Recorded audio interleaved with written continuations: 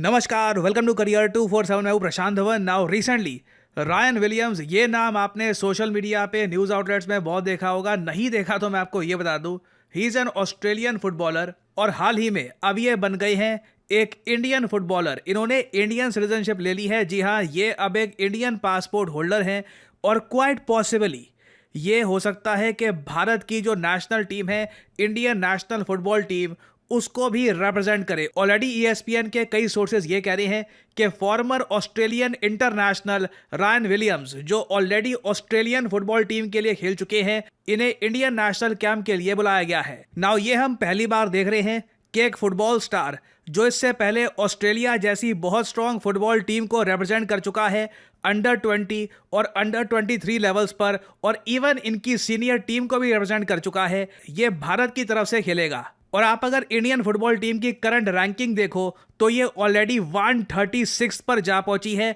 तो आप कह सकते हैं हमें कहीं ना कहीं कुछ मैजिक चाहिए, कुछ एक इंस्पिरेशन चाहिए। तो परहैप्स रायन विलियम के आने से भारत आने वाले मैचेस जीत सकता है, क्योंकि 9 सालों में सबसे बदतर रैंक इस वक्त चल रही है इंडियन फुटबॉल टीम की। नाउ अब क्वेश्चन यहाँ पर यह आता है कि ये भारत की सिटीजनशिप इतनी आसानी से कैसे एक्वायर कर पाए, और जिस तरीके से यूएसए, ऑस्ट्रेलिया, फ्रांस, कई देश दुनिया में आप देख लीजिए, इनकी स्पोर्ट्स टीम में ना आपको बहुत सारे लोग मिलेंगे जो उस देश में पैदा भी नहीं हुए। उस देश की सिटीजनशिप उनको दी गई उनकी स्किल के बेसिस पे, उनके हुनर के बेसिस पर, ताकि वो प्लेयर्स उस कंट्री को रिप्रेजेंट कर पाए। तो क्या भारत को भी ये करना चाहिए? क्या आप लोग ये देखना चाहेंगे कि कल को कोई Australian born player, American born player India में आकर खेल रहा है हमारी परहैप्स क्रिकेट टीम के लिए, फुटबॉल टीम के लिए? और अगर यहाँ पे आप सोच रहे हैं वेट, पहले तो मुझे ये बताओ, एक प्लेयर जो ऑस्ट्रेलियन टीम्स में खेल चुका है, इतना बड़ा उसका नाम है, ये इंडिया में आके क्यों खेलना चाहेगा? पैसे का फर्क नहीं आएगा? देखिए, मैं आपको साफ साफ बता दूं, जो इंडियन सुपर लीग है आज के समय, ISL, यहाँ पे टॉप प्लेयर्स आराम से 4.5 से लेकर 5 करोड़ रुपए साल का कमा रहे हैं, जो एक काफ़ी अच्छी सैलरी है। इवन आप अगर ऑस्ट्रेलियन स्टैंडर्ड्स के हिसाब से देखिए, it is a great salary. और रायन विलियम्स इससे पहले ISL में खेल चुके हैं, इनकी काफ़ी अच्छी फ़ैन फॉलोइंग है। आप कह सकते हैं एक बार को ऑस्ट्रेलिया से ज़्यादा प्यार इनको भारत में मिला है, और ये कई क्रिकेटर्स के लिए भी है।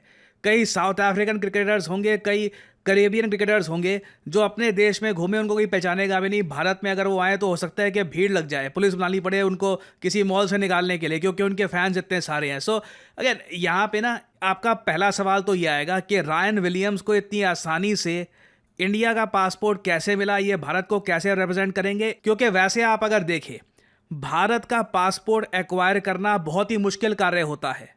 एक फॉरेनर अगर एक भारतीय पासपोर्ट चाहता है तो उसके सामने 4 रास्ते हैं। पहला, नेचुरलाइजेशन, भारत में कैसे भी करके उसको 12 साल बिताने हैं, कंटिन्यूअस रेजिडेंस होनी चाहिए ड्यूरिंग द 12 मंथ्स बिफोर रीअप्लाइंग, और 12 साल रहने के बाद भी ना वो बस अप्लाई कर सकता है। कोई गारंटी नहीं है कि 12 साल भारत में रहने के बाद उसको इंडियन पासपोर्ट मिल जाएगा। फिर इंडिया में देखिए, डुअल सिटीजनशिप का कॉन्सेप्ट नहीं है। जैसे फॉर एग्जांपल इजराइल या फिर यूएसए, ये ऐसे देश हैं जहां पर डुअल सिटीजनशिप का कॉन्सेप्ट आपको मिलेगा।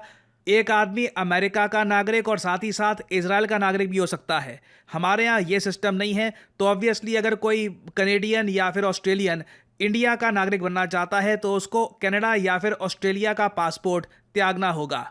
फिर साथ ही साथ उसको एक इंडियन लैंग्वेज की भी नॉलेज होनी चाहिए। और अगर मान लीजिए कोई फॉरेनर कोई इंडियन महिला से शादी करता है, या फिर कोई अगर फॉरेन लड़की इंडियन मेल से शादी करती है, तो उस केस में भी मैं आपको बता दूं, इमीडिएटली सिटीजनशिप नहीं मिलती। उन्हें भारत में 7 साल तक रहना होगा, फिर वो नागरिकता के लिए अप्लाई कर सकते हैं। सेम केस होगा, उनको भी अपने जो भी होम कंट्री थी उनकी नागरिकता पहले त्यागनी होगी, तभी भारत की नागरिकता मिलेगी। फिर एक तीसरा रास्ता है ओवरसीज सिटीजनशिप ऑफ इंडिया का रास्ता। अगर एक आदमी इंडियन ओरिजिन का है, मतलब कि उसका कोई उसकी माता जी या फिर दादाजी इंडियन ओरिजिन के थे, तो वो एक ओवरसीज सिटीजन ऑफ इंडिया के कार्ड के लिए अप्लाई कर सकता है। इससे क्या होगा कि वीज़ा फ्री एंट्री मिलेगी भारत में काम कर सकता है, रह सकता है, प्रॉपर्टी परचेज कर सकता है सिवाय एग्रीकल्चर लैंड के। मगर टेक्निकली आप अगर देखें तो ओआईसी एक इंडियन सिटीजनशिप नहीं होती, बट ओआईसी के जरिए वो इवेंचुअली एक इंडियन सिटीजनशिप एक्वायर कर सकता है, क्योंकि जैसे मैंने आपको बताया भारत में रहना बहुत इंपॉर्टेंट है। अगर इवेंचुअली आप एक इंडियन सिटीजनशिप एक्वायर करना चाहते हैं, फिर एक स्पेशल नेशनल इंटरेस्ट के केसेस होते हैं।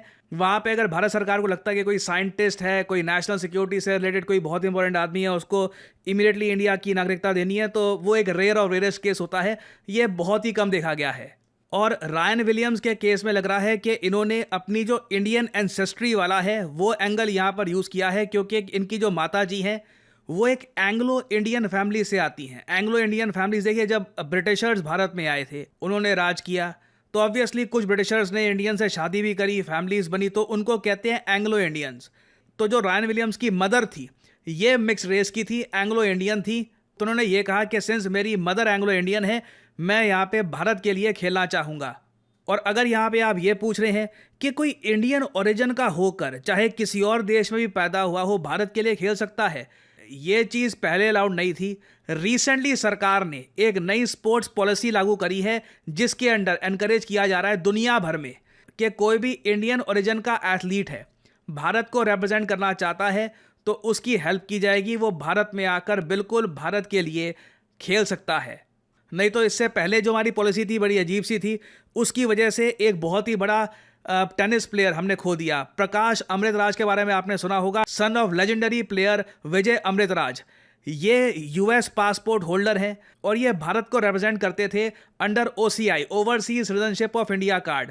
जब बीच में एक रूल ये आया कि ओसीआई वाले जो लोग हैं ये भारत को रिप्रेजेंट नहीं कर सकते, तो फिर प्रकाश अमृतराज भारत को रिप्रेजेंट नहीं कर पाए अनफॉर्चुनेटली। नहीं तो इससे पहले ये भारत को 10 डेविस कप में रिप्रेजेंट कर चुके हैं। तो अब जो ये नई पॉलिसी आई है ना, इसके अंडर कई प्लेयर्स जो एंग्लो इंडियन फैमिलीज के हैं, जो यूके में रहते हैं, कई अफ्रीका में रहते हैं, ये भारत के लिए खेलना चाहते हैं। और क्वाइट पॉसिबली फ्यूचर में आपको इंडियन फुटबॉल टीम बहुत अलग दिखे। आपको कई वहाँ पर ऑस्ट्रेलियन नाम, कई अफ्रीकन नाम, इवन कई नेपाली ओरिजिन के प्लेयर्स आपको यहाँ पे देख सकते हैं in the Indian football team. Now question ये आता है, अभी के लिए तो हमने बस इंडियन ओरिजिन के जो कोई फॉरेन प्लेयर्स हैं उनको हमने एक तरीके से रास्ता दे दिया है कि आप भारत को भी रिप्रेजेंट कर सकते हो इंटरनेशनल टूर्नामेंट में। मगर क्या हमें ओवरऑल फॉरेनर जिनका कोई रिलेशन नहीं है किसी इंडियन से, कोई उनकी एंसेस्ट्री नहीं है भारत से, क्या हमें उनको भी मौका देना चाहिए कि आप चाहें तो भारत के लिए आप खेल सकते हैं? क्योंकि कई देश ये कर रहे हैं। आपने देखा होगा कई देश हैं आज के समय जो ओलंपिक्स में, फुटबॉल में और जगह बहुत अच्छा परफॉर्म कर रहे हैं। उसके पीछे रीज़न यही है, वो अफ्रीका से, लैटिन अमेरिका से उनको अगर कोई प्लेयर दिखता है जिसमें पोटेंशियल है, उसको नागरिकता ऑफर करते हैं और उसे अपने देश की स्पोर्ट्स की टीम का पार्ट बना देते हैं। कतर में इन लोगों का एक फास्ट ट्रैक सिस्टम है for many foreign athletes, specially footballers. Qatar की फुटबॉल के प्लेयर्स आप देखोगे बहुत सारे कतर में पैदा भी नहीं हुए। बहरीन में भी आपको सेम चीज़ मिलेगी। बहुत सारे अफ्रीकन प्लेयर्स आपको मिल जाएंगे यहाँ पर। इनकी जो ओलंपिक टीम है उसमें आप देखो बहुत सारे अफ्रीकन लॉन्ग डिस्टेंस रनर्स आपको दिख जाएंगे। देखिए कई अफ्रीका में आज के समय एथलीट्स हैं, उन्हें आप इंडिया का पासपोर्ट दे दीजिए, उन्हें आप जो सैलरीज इंडिया में मिलती है वो दे दीजिए, वो शुक्र मनाएंगे। वो कहेंगे बहुत अच्छा है, ये जो कंडीशन में मैं पहले था उससे ये बहुत अच्छा है। और ग्लोबली आप अगर देखो तो ये एक ट्रेंड बनता जा रहा है, टैलेंट इज ग्लोबल। सुंदर पिचाई भारत में पैदा हुए, यूएस में गए, गूगल के लिए काम कर रहे हैं, ठीक है, he is giving his talent over there. USA ने वहाँ पे टैलेंट देखा उनको कहा कि ठीक है, वी नीड दिस गाय। और आप देखोगे दुनिया भर में बहुत से देश ऐसा कर रहे हैं, चाहे UAE, Russia, Turkey, Singapore, China ने बहुत किया है अपनी फुटबॉल टीम को इम्प्रूव करने के लिए। इन्होंने बहुत सारे फॉरेन बॉल फुटबॉलर्स को नागरिकता दी है ताकि इनकी खुद की फुटबॉल टीम स्ट्रांग हो पाए। प्राइमरली ये फोकस करते हैं ब्राजील और अफ्रीका पे। अफ्रीका तो मैं कहूँगा गोल्ड माइन है, इतने सारे वहाँ पर बढ़िया एथलीट्स हैं। प्रॉब्लम यही है कि कई गरीब देश है वहाँ पर, कई जगह सिविल वॉर चल रही है, कई जगह जान को खतरा है। उन लोगों को आप भारत में लाकर उन्हें बढ़िया स्पोर्ट्स की फैसिलिटी दीजिए, वो भारत के लिए बिल्कुल मेडल जीत के लाएंगे। अब क्वेश्चन यहाँ पर यही आता है, क्या वो मेडल से हमें प्राउड फील होगा? विल यू फील लाइक कि one of our own has won a medal? ये एक लार्जर क्वेश्चन रहता है। बट दुनिया भर में मैं आपको बता दूं, South Korea, US, European Union, हर जगह ये कॉमन प्रैक्टिस है।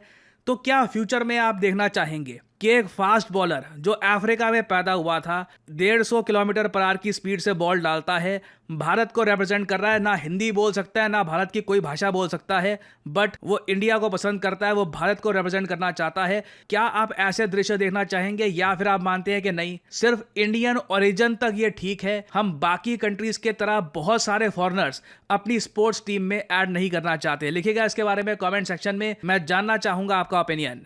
ये हमारी अब तक की सबसे बड़ी अनाउंसमेंट है। करियर 247 कोलैबोरेशन कर रहा है American multinational technology company IBM के साथ। जी हाँ, IBM वही आइकॉनिक कंपनी जिसकी 1911 में शुरुआत हुई थी और उसके बाद टेक्नोलॉजी के फोरफ्रंट में इन्होंने बहुत सी इनोवेशन करी है। IBM और करियर 247 मिलके आपके लिए लेके आए हैं data analyst course that can really change your career. देखो, ये बात कोई छुपी हुई नहीं है।